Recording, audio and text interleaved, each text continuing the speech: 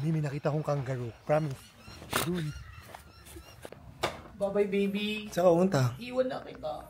Sama ako. Let's go. Emote lang ni Happy David yun. So ito na nga mga Happy Bees. Paris na kami ni Happy David. Meron kami pupuntahan.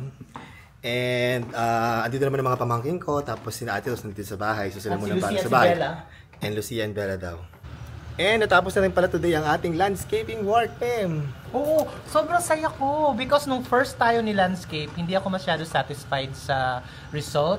Pero ngayon, yung bagong nakuha namin na landscaper na taga dito lang din sa Cavite, sobrang satisfied ako. Yung mga labas namin, ito nilagyan yung tapat ng aming bahay. Ayan, tapos yung mga ibabaw nilagyan din ng mga halaman. Ayan, oh. Diba? Ang ganda. I-tour natin sila may pagpapasok ng bahay. Anong makikita? Halika, dito Yan. sila dadaan. Ito yung mga halaman na kinabit dito. Tapos meron ditong African talisay na maganda. Yan pala ang pinakamahal. Pero maganda kasi. Ang mahal yan. Oo. Pero happy ako because sobrang sulit siya. Yeah, sobrang ganda pati ng African talisay. It's so nice. Tapos happy ako kasi ang daming rosas. Daming rosas, oh.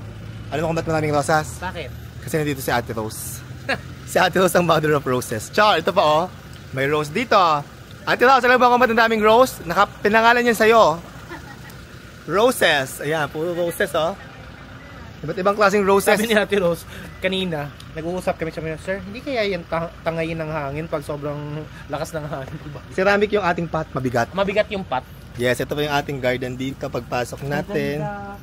Yung mga frog grass lang kailangan Tapos iyan. nilagyan niya dito din. Ang ganda, 'di ba? Ayan. So sa gilid, ayan. Tapos inayos niya yung vertical garden natin, mas maganda, malinis na. Maliwalas. Tapos tingnan. sabi niya, matibay daw to na halaman, so hindi basta-basta naman. Ayan.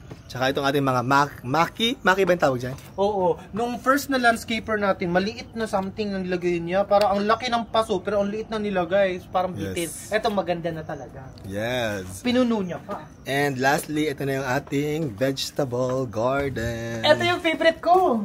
Yes. Alam mo yung sili dito. Ay, yan yung tanim ni Lindy. Mga tanim ni Lindy, tinago din namin kasi sayang. Tapos ito, nilagay na dito. meron na dyan kalamansi, okra, Pipino. ito pipino, nilagyan ng alambre para dyan gagapang. Meron sili at saka meron kamatis at okra. Talong. May talong din, di ba? Yan, mga talong yan, oh. Ang ganda. Let's go. Tapos, pinalitan niya. Dati kasi bato-bato to, di Yan ba? Pinalitan niya ng Lupa na may frog Grass. grass. Oh, let's go na, malilito tayo sa airport.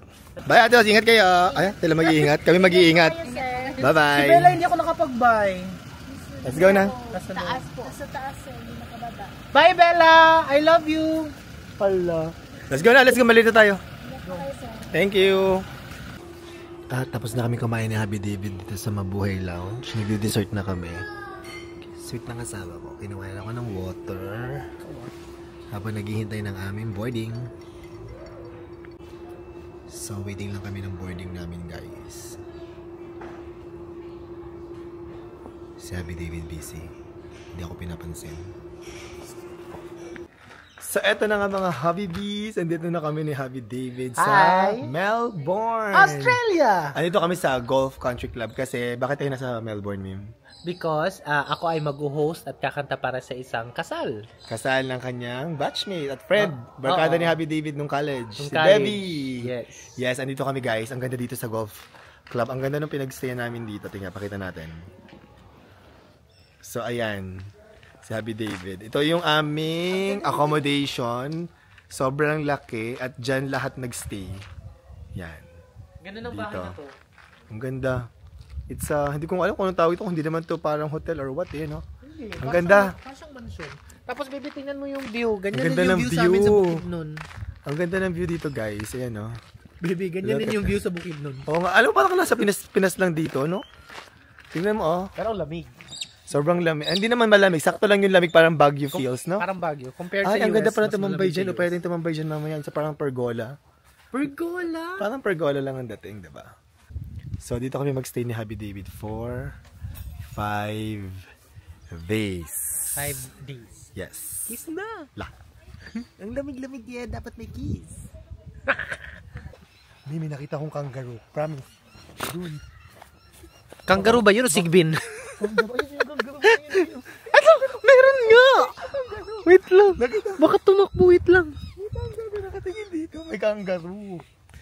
Wait lang, izo-zoom ko nga. Nakita mo siya, ayun yun, nakatingin siya sa akin.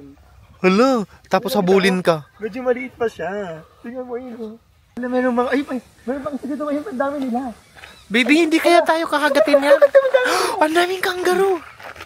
Hindi kita makita. Ang daming kangaroo dito, ayun o. Hala, may nakatingin sila sa akin lahat. Tingnan mo yun. Ayun o, nakagano'n sila yun. First time ko nakakita ng kangaroo. Nakatingin sila sa akin lahat. Sa atin. Nakatingin sila sa atin. Nakagano'n siya, parang siya si Ana. Pili ko natakot sila sa atin. Hala, ang cute. Ang daming nilang kangaroo dito. Ang daming kangaroo.